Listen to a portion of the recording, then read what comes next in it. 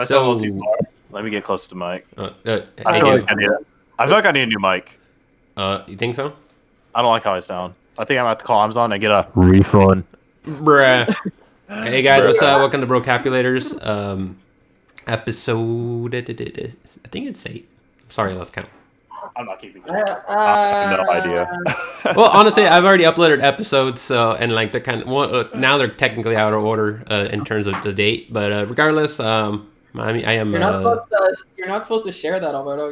What does it matter? Like to fucking 8 viewers. Hey, Kellen. Hey, Mijo. Shout out to young Jose. Young Jose. Yeah, young Jose. But guess Still what? sorry. Still sorry. What? So I'm the Reverend Alberto. Oh yeah. I don't know, bro. I think you retired. No, Yeah, I got one more ready. yeah. I got one more No, ready he's to got go. one more in him. Yeah. No, I think. Oh yeah, there's one more wedding left. Wait, how long is it? That was the cue to introduce yourself, guys. I understood what it was. Yeah. Like Evan. Like you came Just gotta say real quick. Go ahead. What happened? Introduce yourself. Oh, I'm Diego. There you go. And then we got I forgot last how I was dude. like. You're resident informed in this climate that's going on. Well, in that's the world Elijah. today. And Yeah. No.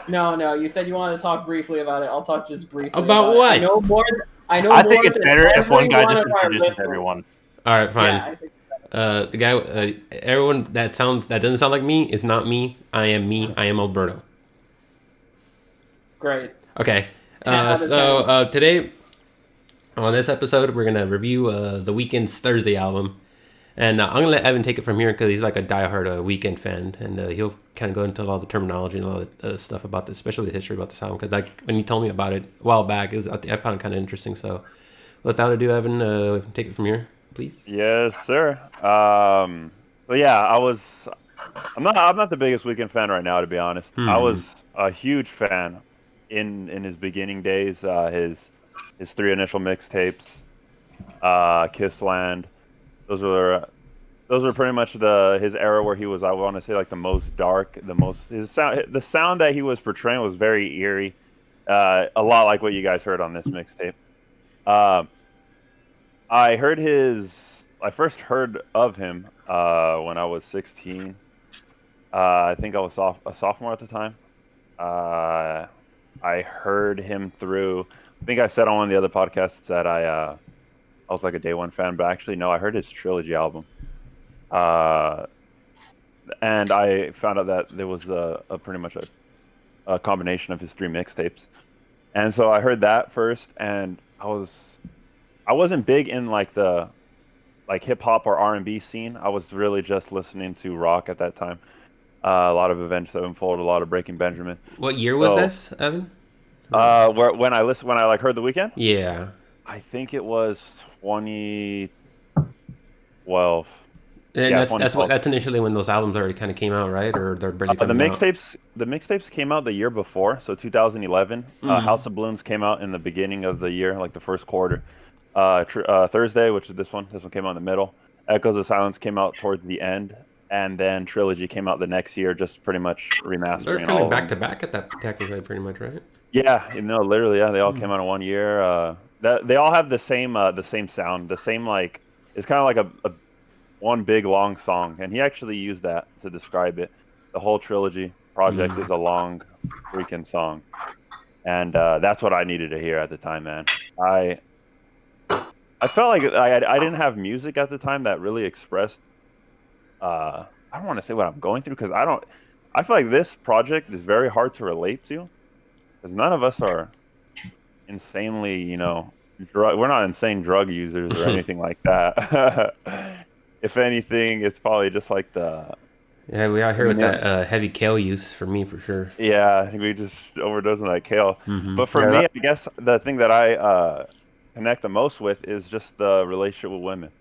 I've never had a very strong relationship with women at a young age like that. And so I was able to relate to kind of like his dark side with women, manipulation, all that good stuff. So is this where this album in particular out of the trilogy you picked comes in? Yeah, I definitely feel like there's a lot of tracks on this one personally that I'm just like, okay, like That's kind of my mindset. That's kind of how I'm rolling. Echoes of Silence, which is the third part of this, is right behind it though. Mm. Like it was so hard for me to choose this one over Echoes of Silence as well. So Um, it barely kind of like came up on your top one, and then I guess your top two would be Echoes of Silence out of the yeah, well, like trilogy, I guess. yeah, exactly, yeah. I had to listen to both projects like quite a bit of times Mm. before recommending it. Like, so yeah. Um, all right. So what did I not cover? Is Yeah, there like I just what was the history behind like him during this current time? Like what was he doing currently when he released his trilogy? so when he released it, dude, that's why I liked it back then in the fucking like the 2000 like 12-ish era. Dude, there was like no information on anyone back then. It was so hard to like because like he was not present on Twitter. His Instagram, I believe he had like, just edgy, super dark pictures. I So forgot it was Instagram was around back then. yeah, and it was so different. Like now social media is everything. Everybody's on it, and you could pretty much find information on everybody. That was the reason why I was so drawn to him as an artist was because there was nothing about him. It's like, okay, cool. So it's just like kind of like the image that the fans are kind of painting about him and everything. And it was just super intriguing for me. I was just always reading lyrics on Rap Genius back then. I'm just like kind of breaking, reading. I probably read like every lyric, to every one of his songs released in the trilogy, and just kind of was like, damn, just hearing like everybody else's opinions on stuff, and Mm. yeah, just going from there. But yeah, but he was uh when he released the mixtapes, he mentioned he even says he talks about it on Rolling Stones. He was homeless at the time because he left home and he was living with I guess like his best friends. I know Lamar was one of them, but they would Who's Lamar? Lamar's like his best friend that he went to high school with. Oh, okay. He So pretty much it yeah. doesn't necessarily have like a music background. He's just a close No, friend of his. he's just cheering him on the whole time while Okay, there you go. yeah, encouraging him to like make music because he had a great voice. Mm-hmm. And so yeah, he just pretty much made music at his friend's house. He lived in a van at the time, and yeah, and then this project came about. I don't know what kind of like darkness he had to have been going through to produce this because this is like a sound that you don't hear even nowadays. Um, it's delivered very beautifully with his melodies. Um, Yeah, the it's very sound, melancholy, especially some of yeah. the beat switches and stuff like that during like the later half of the album, stuff like that. Really kind of it starts off, like kind of Joey or whatever, and then it kind of goes a little darker or whatever. hmm And yeah, a lot of fucking artists these days always refer to the trilogy as it's like in like an insane like piece in history.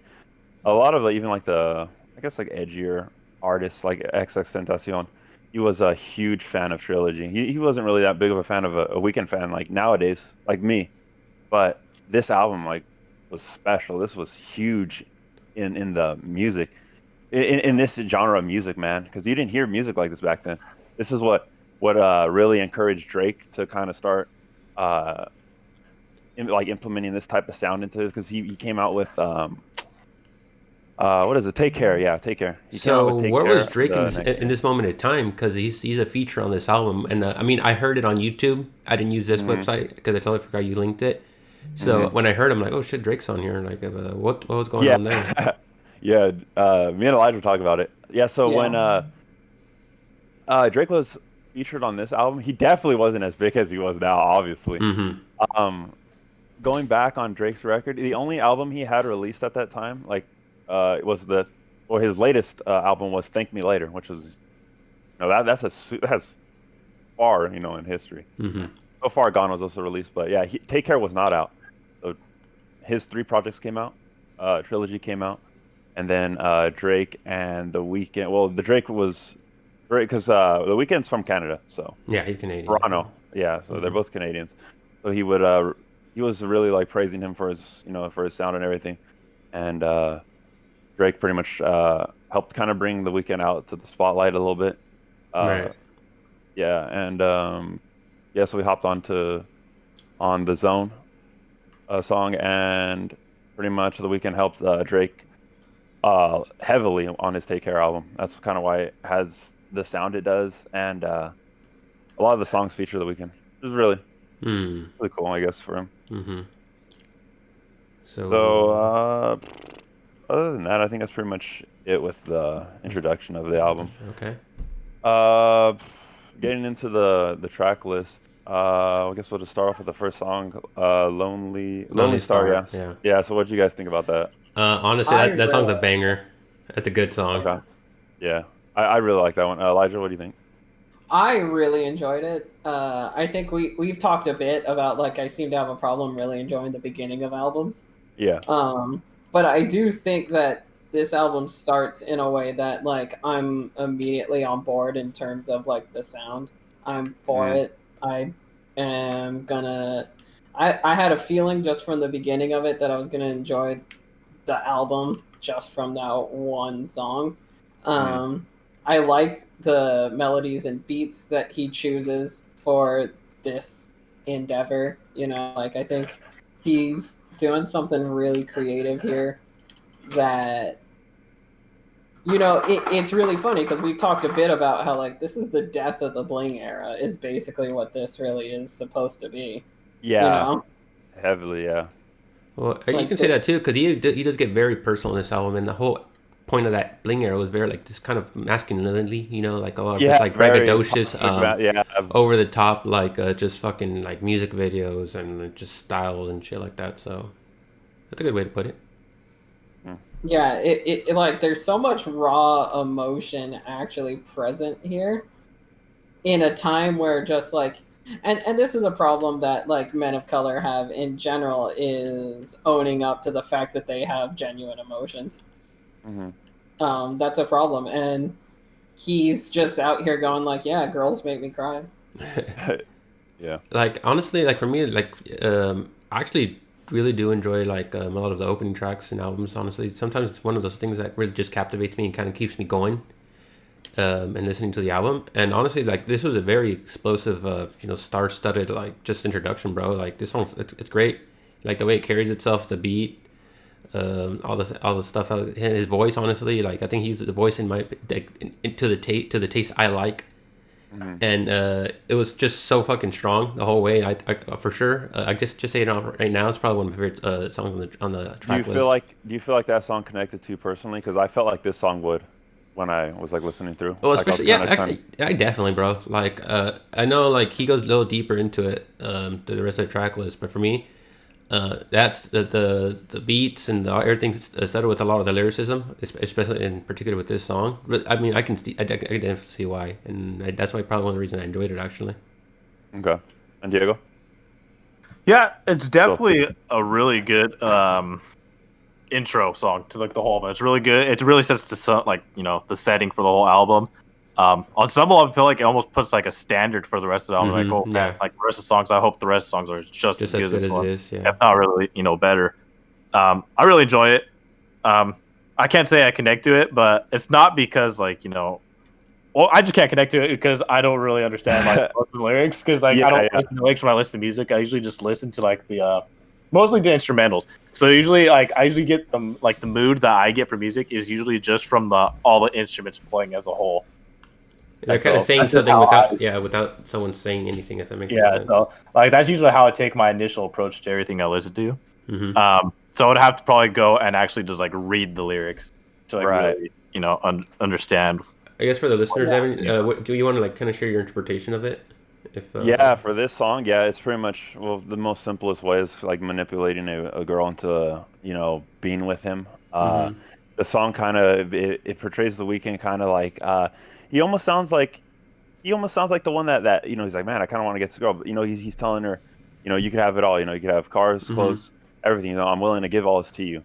But I think the most like the best part is the ending, is the way it ends, because he's kind of like hyping the girl up, and then at the very end you hear like the little tone, that little, like, to me it's kind of disturbing. It kind of sounds like a child, right? And the voice says like it's like, yes, all I could say is yes, promise me that you won't regret me like the tattoos on your skin, like the Mm. wrong pill. And and it just goes into this like little dialogue that's kind of for me it's definitely offsetting. And then the weekend starts singing in like in a different tone. I feel like, to me, it's like in the beginning of the song, he's trying to get the girl to like being showing like his best side of him. But then like after he kind of does that voice change up, like you said, he kind of like a darker side to him, or like an yeah obsessive side, if anything. yeah, and it kind of gives you that like, all right, he's talking to other girls because he's saying, I only want you on Thursday, not on Monday, Tuesday, Wednesday, Thursday, Friday, Saturday, but on Thursday. And Yeah. then you're like, oh, okay, what the fuck? Yeah, You're no, like, oh, that's crazy. like I mean, the thing is, like I guess what I said previously, I can definitely like I empathize, like I understand like his point in it. Like it doesn't necessarily reflect my taste or personality, but Yeah, with the narrative of the album, I kind of see where he's going with it. Because yeah. empathy and sympathy are two different things, and like if anything, I'm leaning towards more like, all right, I see what you are. I see your place in the moment, especially this album, since there's like a narrative to follow. So Yeah. continue on with the track list. I don't know if anyone has anything else but say it about Loading Star. Spicy. Pretty No. much done with that one. Yeah, It's spicy, definitely yeah. for sure. Honestly, I definitely gone if it was on Spotify, I'd definitely put it in my rotation. I don't know if you want to address that too, Evan. Oh, it is on Spotify. You're just gonna have to just type in the Weeknd's name, obviously. Go all the way down in his discography, and you'll see the trilogy album. It's broken into 3 parts. It's gonna say like disc 1, disc 2, disc 3, and it'll have all the tracks for this album there. It also have a bonus track, Valerie, but that's not on the mixtape, so that's why I didn't really want to go off that. And Okay. there are some songs that have a little different, I guess, like was a little touched up on. Some stuff was removed, so I kind of wanted to Yeah. get to So you got the kind of the most original raw raw, yeah, the original raw one, initial. yeah. Okay. Yeah. All right. Well, if you guys want to go life of the party. I Yeah, should say. Life of the Party. All right, this one's huge. This one's my favorite song on the album. I'm already gonna say that off the bat. It's mine too. It's mine This too. one goes hard for me. I enjoy this song for sure. Yeah, so pretty much straightforward, I guess the meaning of the song. It's like a straightforward fucking cheering the chick on while she wiles the fuck out at the party, dude. And that's what I want to hear. Uh, in moderation, obviously, but yeah. So it was such a good starter, and because this tone, this style of like this song, it's not carried on through the entire album. Yeah. If anything, It's the first two definitely- just kind of set like this whole like explosive like, oh wow, this is gonna be such a cheery album, and then after that, just lyric just goes like totally opposite or different. route, I Yeah, should say. and almost like a story. Like Lonely Star was like when he was talking to the girl. He gets a girl. Like he gets a girl to be interested in him, and then he's like, all right, cool. And then I feel like then he goes to a party, and then he just wiles out with like a different chick.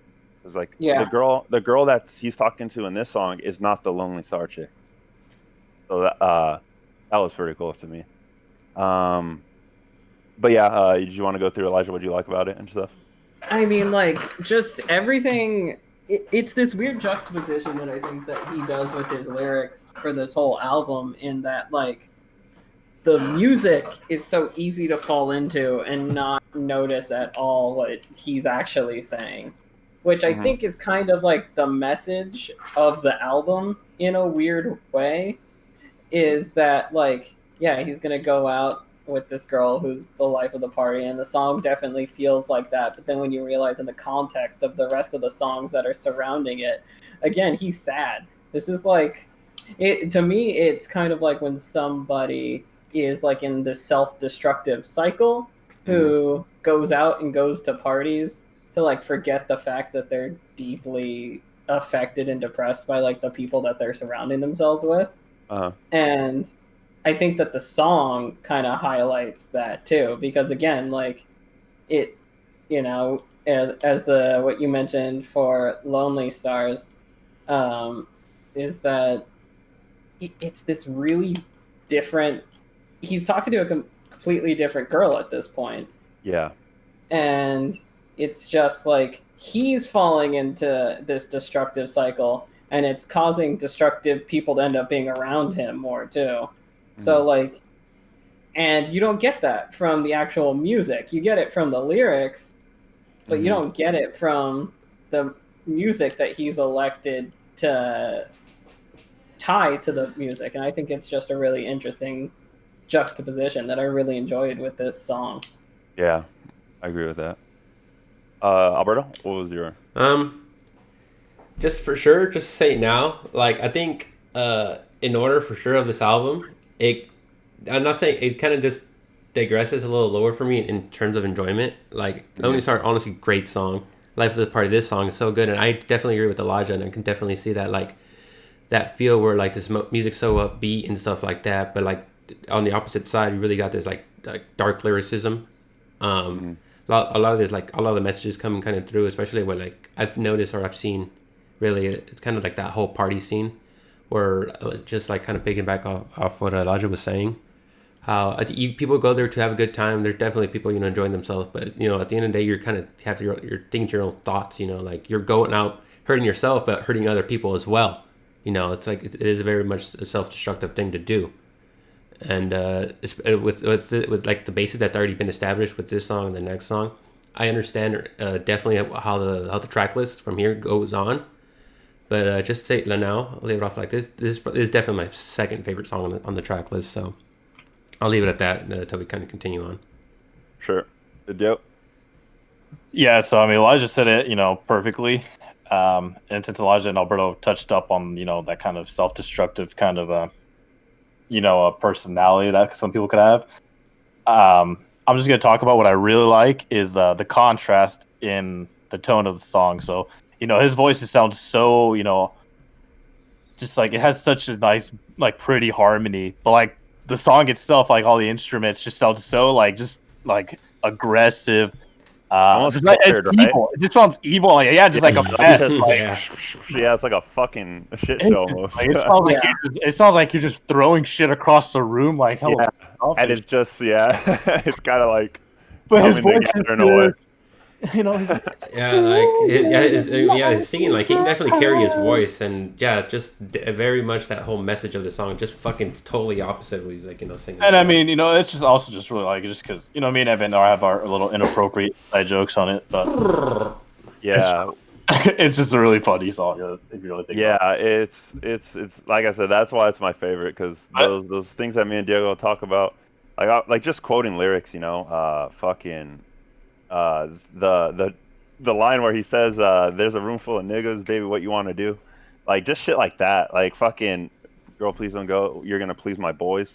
Like, God damn, like that's fucking savage. And I feel like the song can be super relatable to just about anyone, even if you don't personally actually do these kind of things. A lot of people just still have that kind of like thought, Yeah, that little evil, dark side.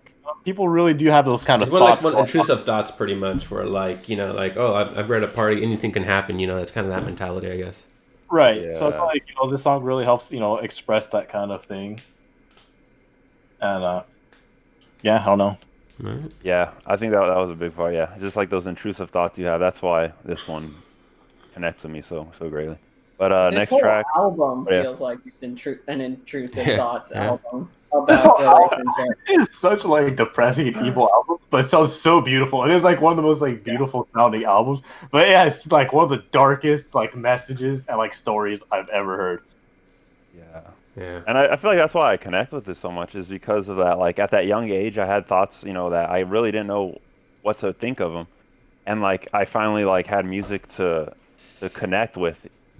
And obviously, that's not, this is not a good album to, be like exactly. But at the time, it's what I needed, and it's how I got through that time of my life. So that's why it had such a huge impact. But just going on to the next song, Thursday, the title track. Yeah, the title track, literally. Yeah, pretty much this song kind of really starts that whole the real tone, I guess, of the album, I guess. Yeah, I don't have much to say about it, so I'll just go ahead and start. But what I do really like is the shift from how it starts to how it ends. As I completely, just going back to tonality of it, it just sounds like the way it starts completely shifts, towards the middle of the song to how it really ends, and I really enjoyed that. It gave a lot of motion to the song. Yeah. So just real quickly going over it, just for the viewers. Pretty much the song is pretty much like the big day for him. He pretty much gets with the girl that he was talking to in Lonely Star. Pretty much fucks her. It's pretty simple. On Thursday, yeah? Yeah, Thursday, literally. He only sees the girl on Thursday. And big lyric to note, I guess that that I kind of connected with. Yeah, I'm was- assuming this character, especially like on the album artwork, it's kind of really just putting a tone just who this person is, right? You know, this happy-go-lucky person at a party, and then but when you're not at a party, honestly, most people I know who live that lifestyle are just miserable. You know. Yeah. Elijah, I wanted to get your opinion on this one, actually. You know what? Like, it was really interesting how it just drops down to this real tone of going across. Like, he's talking to different girls. He's with this girl. The tone of this whole album gets dark real fast by the time Birds 2 hits, and we'll get there. Mm-hmm. Yeah. But it's just like, this is the beginning of a really dark road. Yeah. It's like a self-destructive road. It's a road where he's also taking advantage of this girl from Lonely Stars, that he's aware that he's doing this, you know? It's this it kind of reflects potentially, you know, what he's doing in his own life to inspire writing something like this, or even just the depressing note of living in a fucking van. And like, how are you even supposed to get girls when you live in a van? Exactly, that's what I'm thinking too. It's like, you sound like you're popping with bitches right now, but Yeah. you're homeless. Yeah, you're homeless and you're recording this whole album in your friend's closet. So It's gotta be the voice. It's gotta be the voice. Yeah. But I don't know. I really like it. And again, like, it's so, Diego touched on it. It's so beautiful and interesting, funky, jazzy, just great melodies, and then just dark. It's just dark. And on my second listen through, I listened more for the music. On my first, I listened for the lyrics. And when I listened for the lyrics, I was sad. And now when I listen for the music, I was like happy. And I'm like, I don't think that's a very weird tone shift to be going on. You know? Yeah, definitely. I really enjoyed it though. I'll say it now that I don't think there's a weak track on the album, actually. Like, I think this is all like pretty strong. Yeah, definitely. I have high regards for this album, but we'll get to the song that I really feel is like a little lackluster. But yeah, not too much to say about this song. I really like the first opening lyric, is when he just says, "I love her today." I kind of relate to that. You know, you just love someone one day and the next day you don't. Next song, the only song with a feature. And it's actually the only song on the entire like trilogy project that has a feature too, which is pretty cool. But The Zone, pretty much I feel like this is the most romantically toxic song on the mixtape, in my opinion. Great song for toxic ass relationships that go on in this day and age, because we got a lot of them now. Yeah. I like this song a lot. I like almost all the songs, but this one's really good. How do you guys feel about Drake's part on this song? He actually fit well, in my opinion. I actually think he actually. I think he does a great job. I'll agree with Diego. I think he does a really good job. It does weirdly feel like it's tacked on at the end. Yeah. I'll say that. Like, I think he does a fantastic job, but almost in a way of like, he did a good job keeping the tone.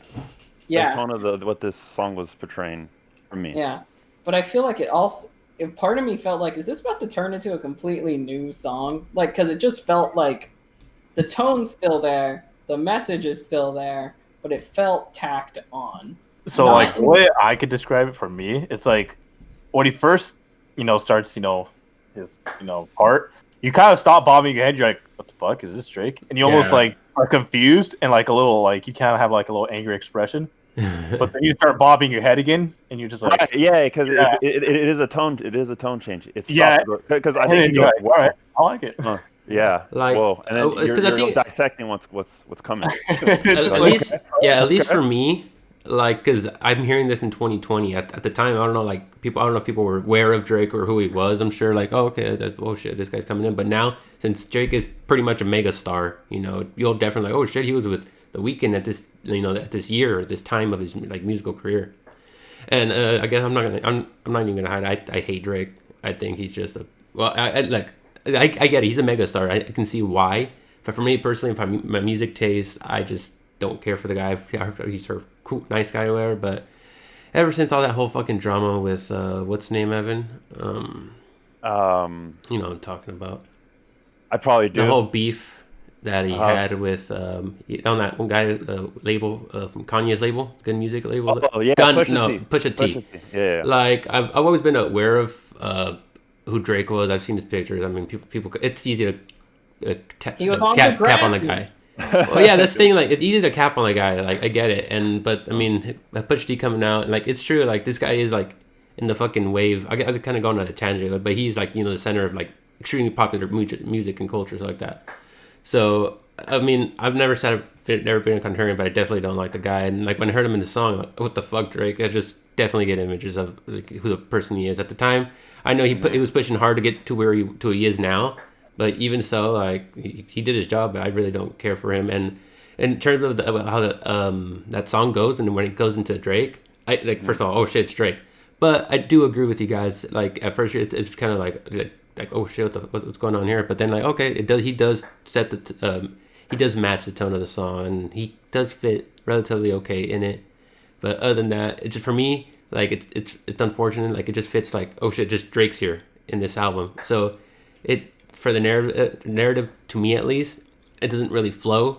But his part in the song fits well, if that makes any sense. Yeah. Okay. I get you. Yeah. Well, like what you were saying, Diego, like it catches you off guard, like his part, because I believe like there's drums constantly going when the Weeknd's singing. Yeah. Then as soon as it hits Drake's part, it just like drops, and then boom, whoa. You almost want to get mad for a second. Yeah. And honestly, just to add a little bit more to it, just so I can finish, I guess. I've never liked his style of singing either. For me, it kind of sounds like a bit robotic. Drake's. Yeah, Drake's. Definitely Drake. No, like honestly, I guess if I want to talk about the Weeknd, he is a robot, bro. Didn't you watch the Sprite commercials? Oh yeah, True. Oh shit, you're right. But honestly, yeah, just to go with honestly the Weeknd's voice, the fucking fantastic voice. I'm not even deny that, So, but anywho, yeah, Drake used to be a part of Imagine Dragons. He probably could, bro, if he really wanted to. They're called Imagine Drakes. That shout still out to works. Drake's son too. Right, Shout out to Drake's cakes. They're fantastic. Yeah, Drake cakes, whatever. Yeah, Shout out to Drake's son. Yeah, what's his son? Idiot looking ass. Whoa! Looking like a fucking clown. Oh, now hey! you're just outright insulting. All you need is a fucking like little red nose on his little ass, and just fucking look like a fucking. Words from the great Reverend Alberto. Yeah, well, I mean, I can't deny him his clowniness. So, anywho, Literally insulting a baby. you want to take it from here, Evan? Yeah, well, that was pretty good. If you guys want to continue that, I'll let you guys get that out. But that was a good song. I really did enjoy that one. Drake held his own, surprisingly to me. Lyrics to note for me on that one. I love that lyric when The Weeknd just sings, "I'm in need tonight, baby," because I've been alone for too long.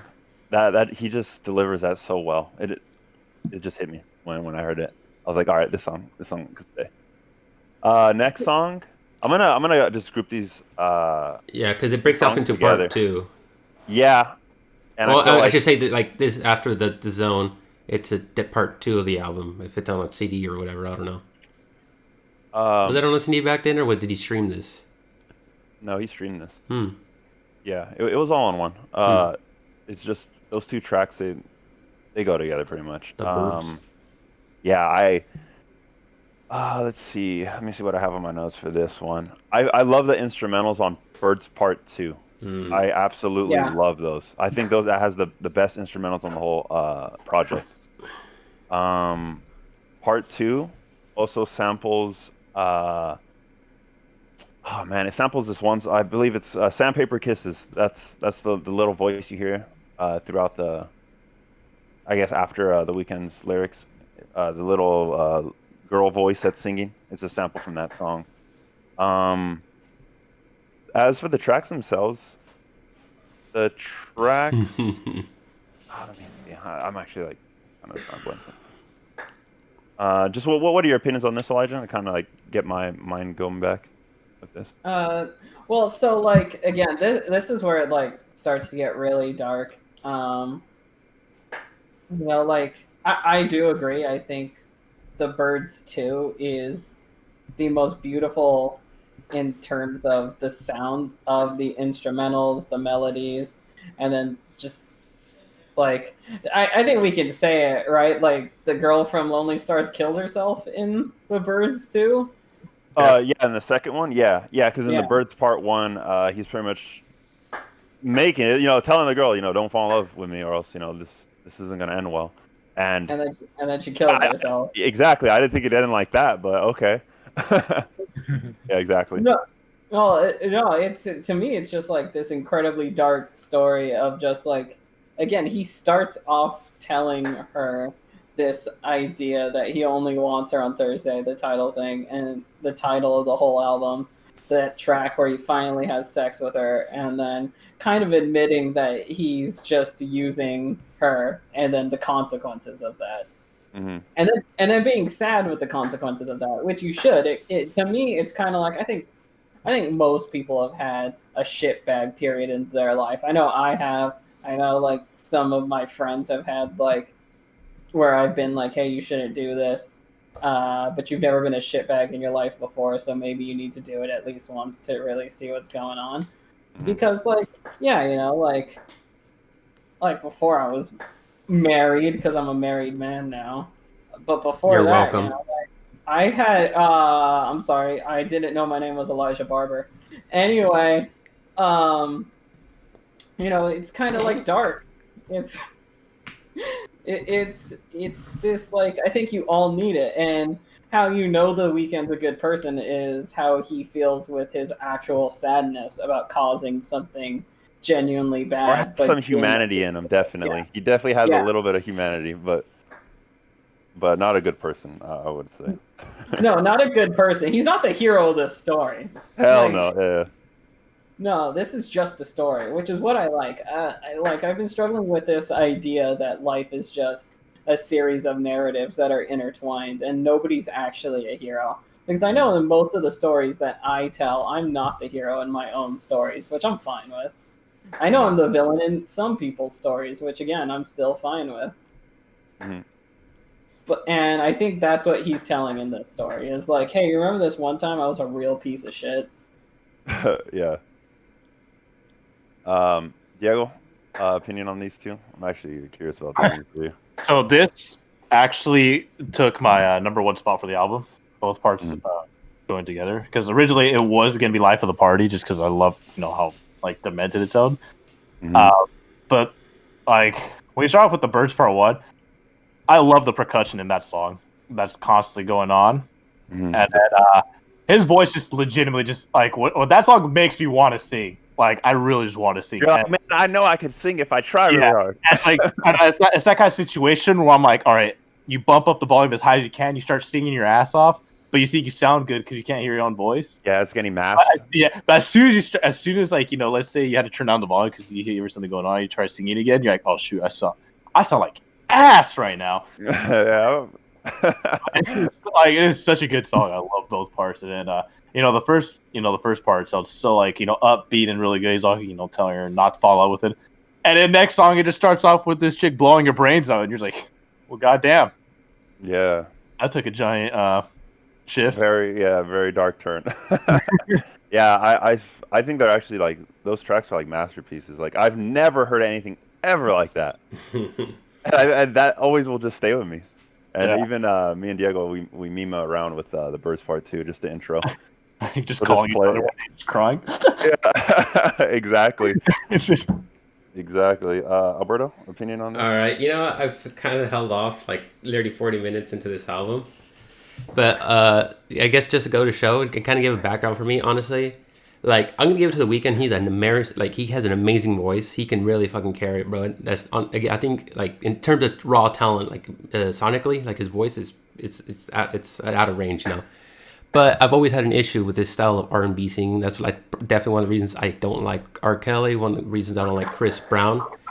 And out of like the whole bunch, like I guess it goes to show how much I do actually enjoy The Weeknd, especially because I just feel his themes are a bit more in touch to a normal person for me at least.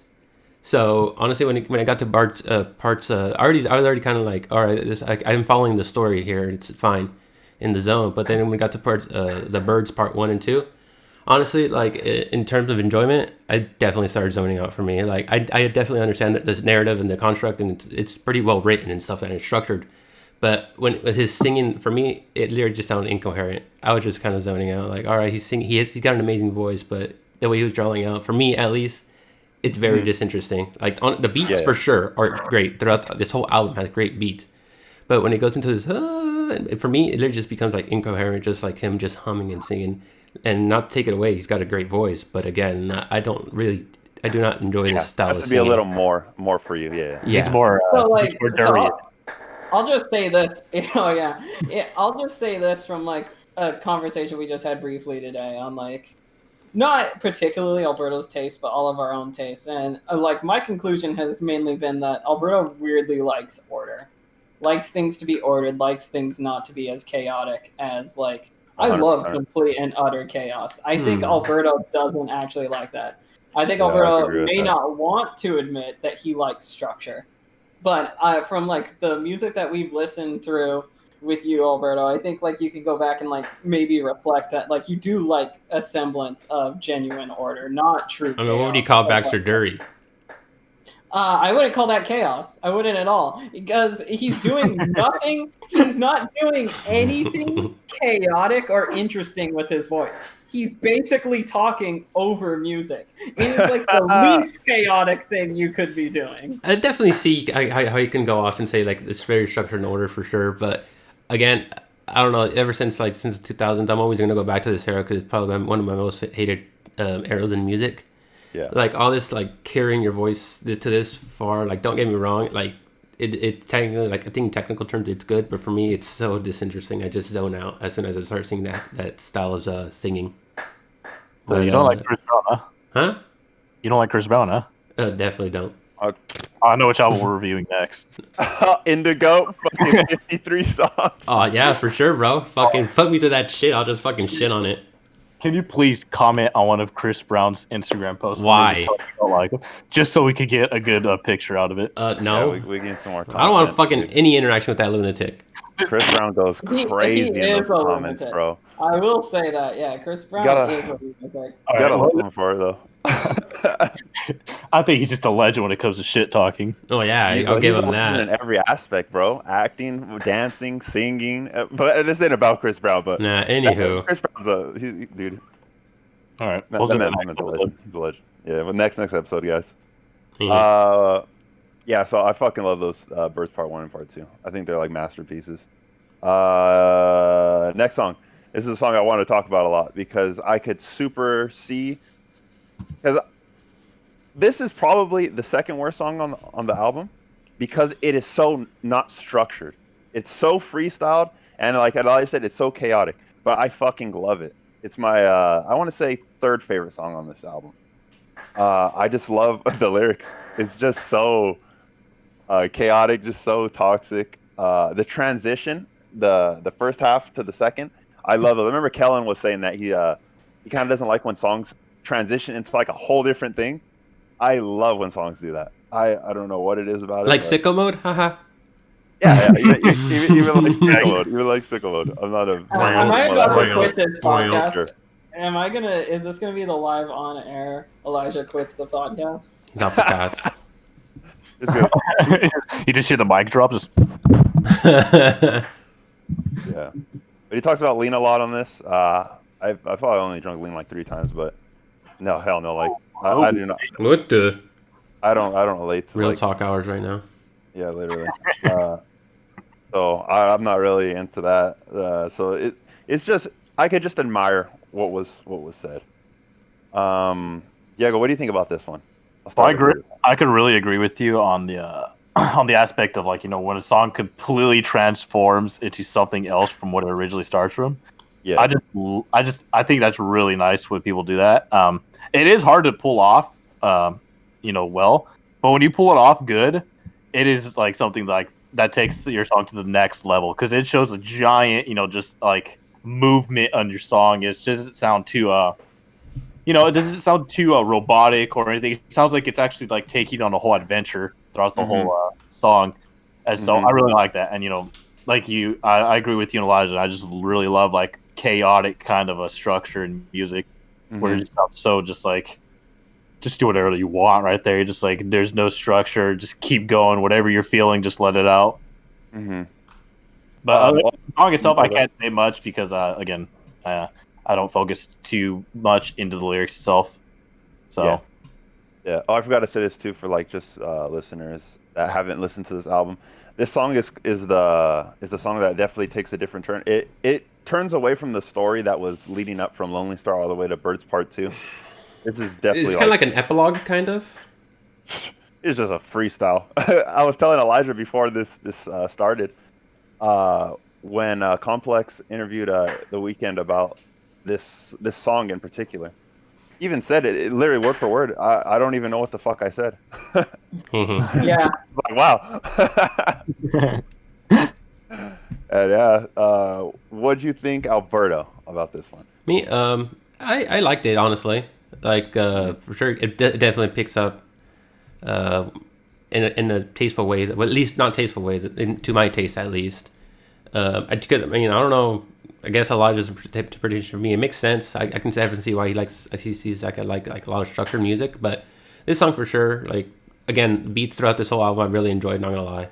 The Weeknd himself was all right. For me, it was definitely a better pace of change than the previous track. It's on the list for sure. Yeah, this is definitely a song where I could close my eyes and just like feel like I got taken on like a whole different trip. Definitely. Like I remember in the hotel room when we went for your wedding, Elijah, I had the mixtape playing, and I was playing the song in the hotel room, and it was all dark. And I just had my eyes closed, dude. And bro, like, it's like you embody emotions that like you've never even experienced, but it feels so. It's not a good feeling, that's for sure, but it's magical because it provokes a feeling with you, and this song definitely does it. That's why I hold it at such a high regard. Yeah, you feel like high, but you haven't even touched drugs. But go ahead, Elijah. I haven't asked you about your opinion on this one. I mean, like, I enjoyed it even though it's such a tonal shift, but then hearing how like, mentioning the story of, like, I didn't even know what the fuck I said when I recorded that song, it makes me really wonder, like, why he decided to include it on this narrative that's going on. Because, for the most part, this is a concept album, right? This is a story. This is a story that's going on. And then just, because it's not the last song on the album. There's still more 3 more. after. Or 2 more, 2 more. Yeah. More. And you're just like, well, okay, like this can't function as an epilogue. This can't function as just like a fun track because to me it really highlights, oh, I'm just recording this in my bro's closet. Yeah. Because if he had a producer on this, the producer probably would not have let him put it right here. I think it would have gone at the end if that was it.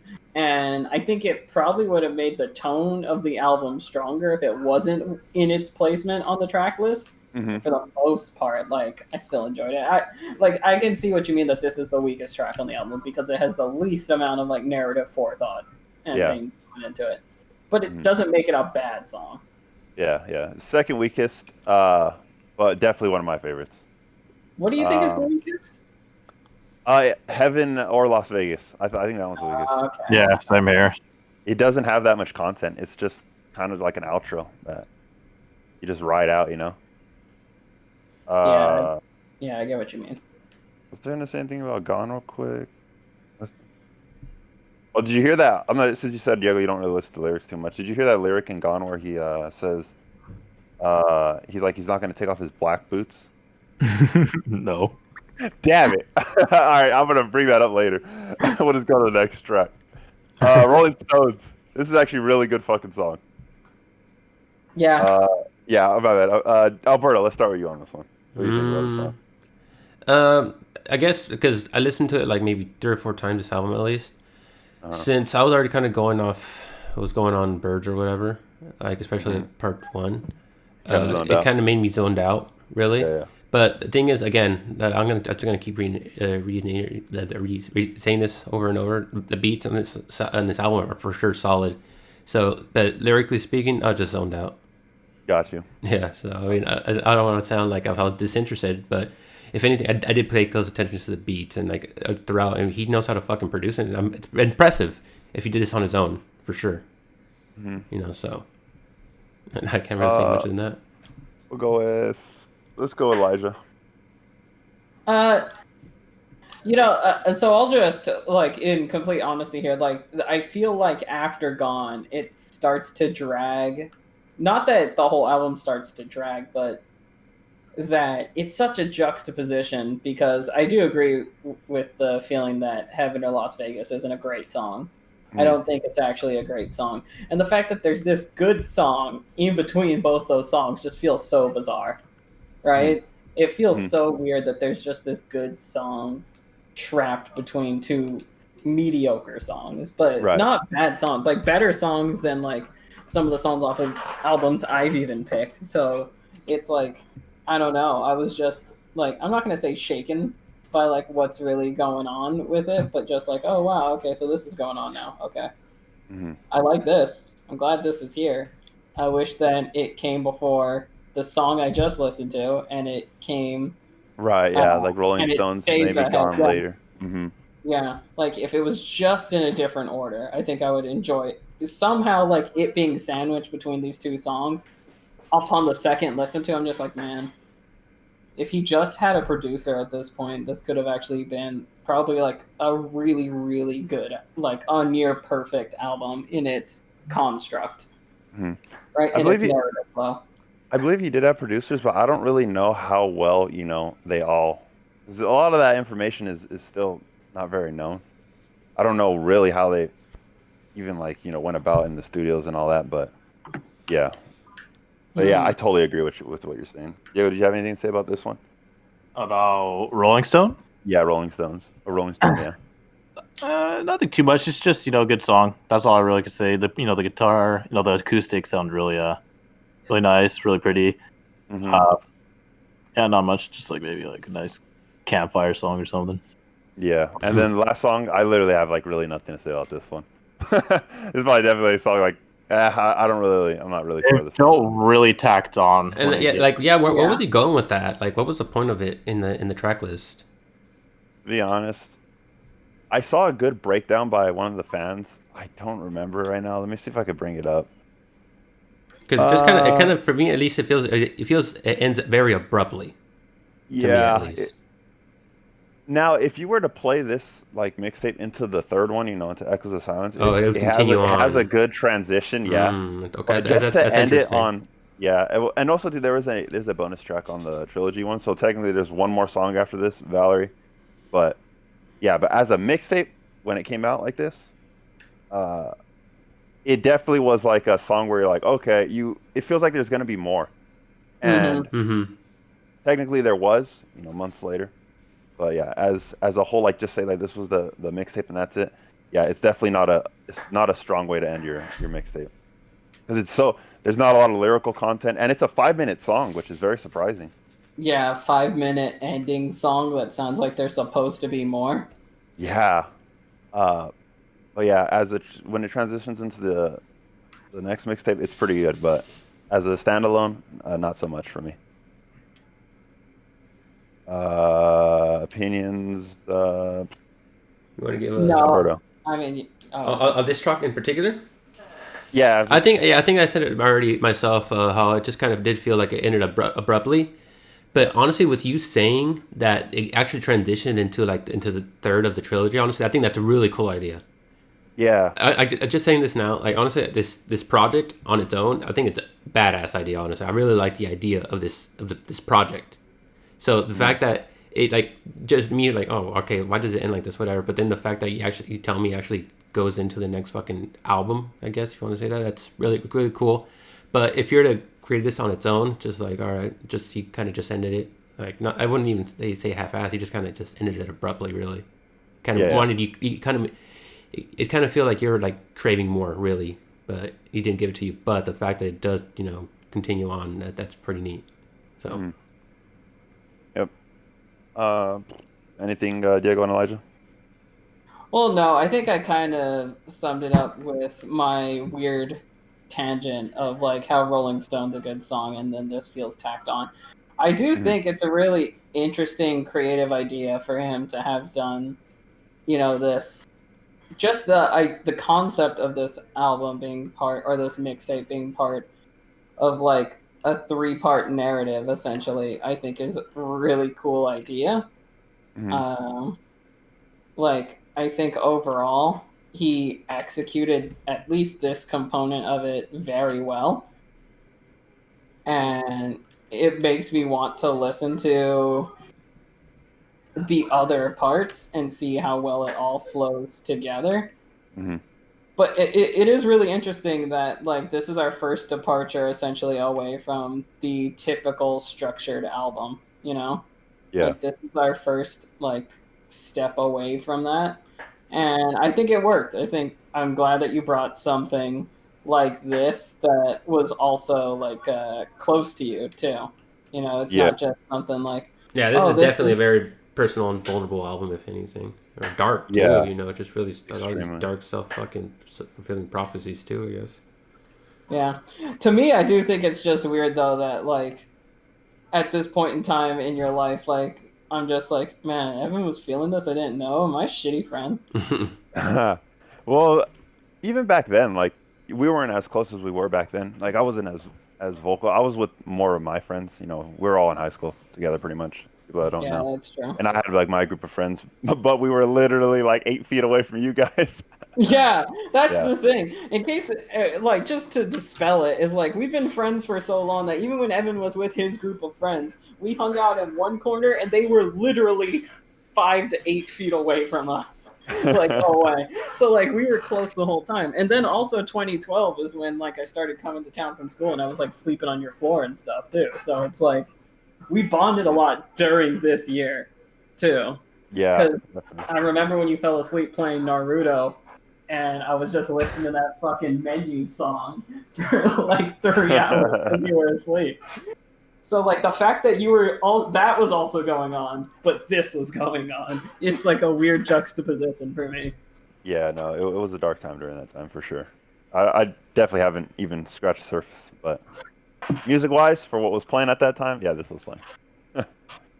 I guess yeah, just closing it out. We'll just get into reviews. Show. Who wants to start off? You want me to go? Yeah, I think since it's it's obvious. yours. It's obviously fucking me. Yeah. Yeah. This is more than an album. It's a fucking. It was Yeah. a tool that helped me like self-evaluate myself. Because at the time, like I looked up to this type of music, and it wasn't something to look up to. And it started that slow process of self-discovery and getting my shit on track. But yeah, it's man, it's like I can't even rate it. But yeah, I guess if I were to rate it, I'd just 10. It's a piece of my life for sure. Whoever wants to go next. Mm-hmm. I mean, honestly, I guess it's kind of obvious how I definitely don't feel the strongest about this album in general. Mm-hmm.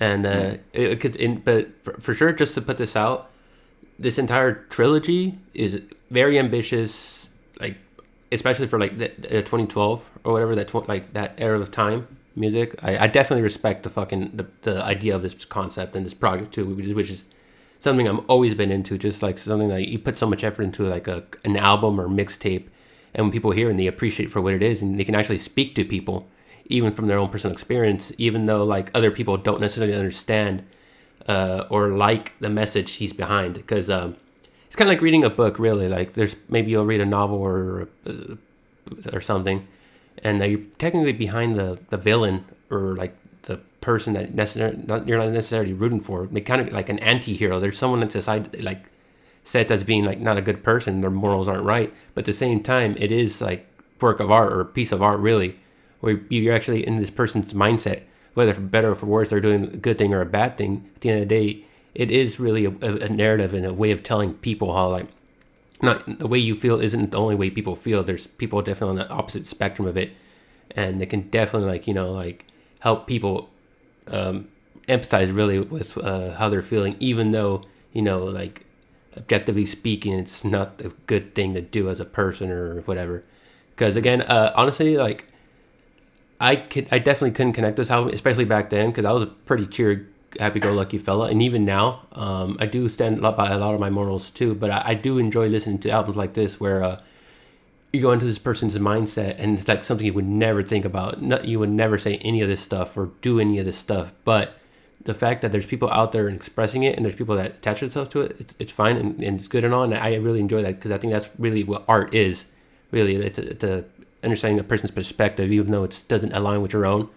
And again, a lot of the stuff he says, I definitely wouldn't go for it or even like think really. Mm-hmm. So, but at the end of the day, I can definitely see someone enjoying this, and it's not to say I disregard your opinion. It's even though I don't do this stuff myself, I just know you can't change people's mindsets, or like I wouldn't even go out of my way to change them.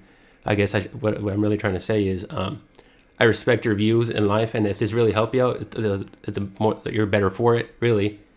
And the fact that people can enjoy like something this long and like artistic, really, is more than anything that I can wish for, hope, especially with music too, because it's an art style. Like for me, at least, I see it as an art style. It's just so like universal, and like because there's so much opinions out there on it. But for me, at least, this album, just on its standalone, really, like it opened up fantastically. Really, just like explosive, starry, fucking great production throughout the whole album, I will say. But it has, I've already kind of, I'm reiterating really towards the latter half. I had such a negative experience with this kind of like R&B style singing that I really did take that out of me. But regardless, I respect this project like immensely. But for me, in my own personal taste, I other than the first two opening tracks, I probably wouldn't listen to it again, really. But I honestly, I will say I am curious, and I would like to listen to the trilogy for sure. But in my own taste, it's not to disregard anyone else's taste. For me, my personal experience and my enjoyment, I give it a 5. The beats aren't enough to justify ranking this any higher. But again, I've listened to the Weeknd's like newer tracks, and I can definitely see why Evan wouldn't like them, because they are very pop and they're very more for the mass audience and stuff like that. But regardless, knowing that the Weeknd kind of came from this background, it does give me a lot more respect for what he was coming from and him as an artist, honestly. So that's what I have to say about it. Yep, that was very well spoken. Yeah, and also too, like you said, even me having such a high regards for this album, it's definitely not something you play a lot because the feelings that it invokes in you is not positive. That's for sure. You can like something immensely and not go back to it because it does actually touch you so much. Yeah, you just listen to this album while you play a video game or something, so you only pay attention to the instruments like Diego, and you're like, that was a good time, I feel good about it. And then somebody tells you in the Birds a girl dies, and you're like, wait, what? Yeah, I definitely don't see you having like everything's positive in life and you're like, oh man, all right, now I'm gonna go to the store, but let me bump the fucking trilogy. Yeah, that's definitely not something. There's definitely a time and place for this album, really, or this mixtape. 100%. Yeah, it does give it merit, honestly, as an artistic piece. So, Diego, what do you think? Literally, I actually just bumped this up like at least like 6 times. I guess honestly, dude, I would give this album like a strong 8 to a 9. It's just like I find myself really enjoying it, and regardless of its depressing message, it just sounds really nice. Like honestly, like I said, I just love listening to the tonality of it, and it's just really unique for me. Like I personally haven't listened to any album that's like this, especially an R&B and like an R&B style album. So like, I loved how unique it was and how it just really clicked with me on how like he pulled it off. So I'm gonna keep bumping it every day. I mean, even on the Walmart. Well, at least I just explained how, well, if you're like Diego and you only listen to the music component, then you'll be fine. Yeah, for sure. I just said that. It's not if you look at it with like a heavy eye or a magnifying glass, it is a pretty depressing album. It is a very depressing album, in my opinion. Yeah, it's super depressing. Like, yeah, that's why I'm like, Evan got onto the Discord today, and he was like, "What are you doing?" I'm like, "Oh, I'm going through another listen of the album," and I'm like, "Oh, it's my second time," and I only listened to the music that time. I didn't listen to the lyrics, and I'm just like, "This is a good time. This is a good time. You could bump just the beats of this really happily." And so like based on that, I agree with Diego. Like honestly, Life of the Party is probably gonna make it onto like something that I listen to very frequently. It's gonna make its way onto like my rotating track of stuff, and I'm gonna be glad that it's there. I don't think any other songs on this entire album can actually make it though for me. But I think like for me, this is an 8. This is an 8. I think like me and Evan actually pick up on a lot of the same things, and I think if I was going through a sad boy period and this came out, I would also like have globbed onto it. Mhm. Well. Yeah. Oh man, but a big one too was I really wanted to get Price's opinion because Price does love the trilogy, and I have never heard what he had to say If about you like have time, Evan, we can individual get tracks. Price because that's what I did with the Patsy Cline album. We can Yeah. something this week, and we can kind of talk about it. Yeah, It'll tack it on. because I'm very curious on what he has to say because he does have a very soft spot for this project as well. But yeah, maybe that'll come later. Okay. Yeah, go ahead and close it out, bro, if you want. Okay. Well, yeah. I think honestly, this album in general just goes to show how like even though we've had like other than like you guys, we had very different thoughts on it. Because we've been recording for an hour, and it just goes to show like just the concept of this album in general. Honestly, there's a lot to discuss here and a lot to dissect really. So I think Evan really went above and beyond on this recommendation, in my opinion. Well, I think it's because it's an album that he really cared about, right? Like I'm sure like the Ghost episode we recorded with for Diego's, and it meant a lot for him. That one ran a little bit long too, for us. So it's because like I don't know if we should just make this next rotation just like me and Alberto pick albums that are just really good to us, like emotionally, like something that we really enjoy, like something we're emotionally globbed onto. And like if I get picked next, like I kept joking that it would be Nickelback Silver Side Up. I can shelve that one.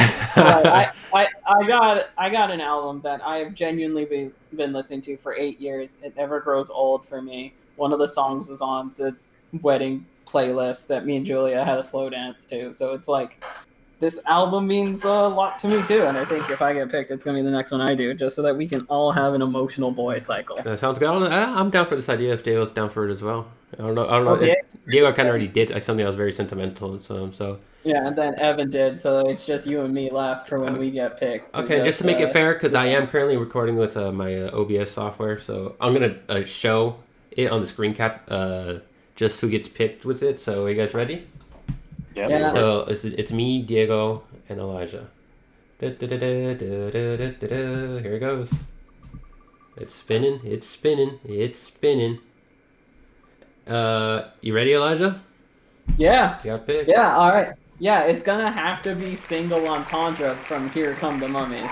I fucking love that album. I love it so much. I know Diego has spent some time with it. Diego's the one who introduced me to Here Come the Mummies, but just something about Single Entendre. Something about Single Entendre. And I was a real piece of shit when I fell in love with Single Entendre. You know, first year in college, away from all morals and responsibilities that I have. I'm 300 miles away. I'm a real piece of shit. And I'm listening to something like Here Come the Mummies. And in a way, like, I still feel good about it. I think back to all the dumb shit I did while that album was playing in the background, and it makes me happy, like genuinely happy. It reminds me of Diego, and it reminds me of like my first year in college, and I just love. And when we listen through, you're gonna be like, "What kind of fucking weirdo listens to this as their first year of college like album?" Like I just like it's a really weird, just like you're talking to a girl and you're just like, "But have you heard Here Come the Mummies?" So like, I don't know. It even again, there's only one song of this whole album that could be even on a wedding dance playlist, and I think you'll figure it out. That's really out here hitting me in the feels. Diego made me cry during his wedding toast. I told Evan and everyone I was gonna do it. Yeah. That's why I wanted to be last too. That's why you wanted to be last to make it has more of an impact, yeah. We're recording in here. Fuck off. Well, we're pretty much done. We good. We're done. We're done. All right, guys. So next week, I know this recording is really out of jank, but we're going to be talking about Here Come the Mummies. Single entendre. Single entendre. As G Fuel. Yeah, shout out to G Fuel. Stars have delivered my recent package I ordered. I'm gonna have to call them up and get a refund. Bruh. Yeah. We don't have a coupon code today. Sorry, guys. Yeah, sorry, dudes. Definitely, maybe next time we'll get a 30% coupon. And fellas, No, you want to guys. finish off with your cocktail recipe? I'm Get a depressing cocktail. Yeah, depressing cocktail straight recipe. whiskey. Straight whiskey is a pretty depressing cocktail. Yeah, just buy a bottle of Old Granddad or some shit and just fucking chug it up. No. Evan Williams Bottle and Bond. You can get it for like $15. If you can find it. If you can find it. Apparently it's hard to find in California. To me, that's crazy. But no, it's a solid whiskey. You can just throw it back, and it's 50% if you want to just be a disgusting sad boy. Yeah. Close it out in that voice, Alberto. Thank you for coming. Let me hear it.